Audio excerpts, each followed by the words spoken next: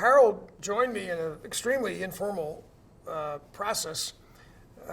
He had been a postdoctoral fellow at National Institutes of Health and had taken a course in tumor viruses. He was working at the time with phage and bacteria.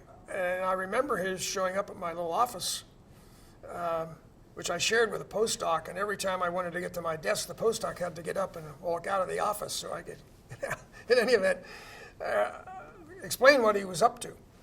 And I think about 5 minutes into the conversation, I decided, we're gonna get this guy in a lab, because he was obviously very smart. And we were on the same wavelength scientifically. We wanted to do molecular biology on the virus. And we shared other interests, cultural interests, particularly literary interests. Harold was more accomplished in that area than I am because he was not a science major in college. He was a literary major and had a master's degree from Harvard in English literature.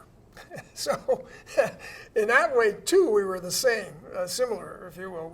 We both entered science as more or less naifs. I a little less naive about science per se, because I'd taken chemistry courses, physics courses, what have you, and to a greater extent and with greater enthusiasm than Harold had in college. But as far as research laboratory experience is concerned, we were both naifs and were bootstrapping ourselves into careers as research scientists.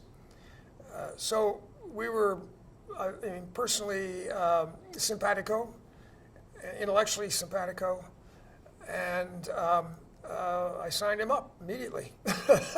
It took 6 months maybe, no more than a year, before Harold had established himself in the lab with such authority that we formed a partnership in which we began to co-mentor most of the graduate students and postdocs in what was a rapidly growing lab. One distinction which I think has been over-dramatized, but which I may be responsible for originally, is that Harold was a stickler for detail.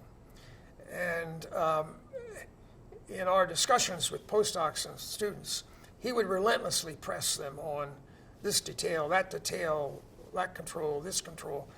And I was a bit more of a generalist. I would let people run a little bit before reining them, calling them on a deficiency in what they're doing. So we became distinguished by Harold was the detail guy, and I was the generalist. And that's really kind of silly. I mean, I never ever neglected detail, and Harold was as profound a generalist as any I've ever known. Other than that, I think we were two birds of a feather.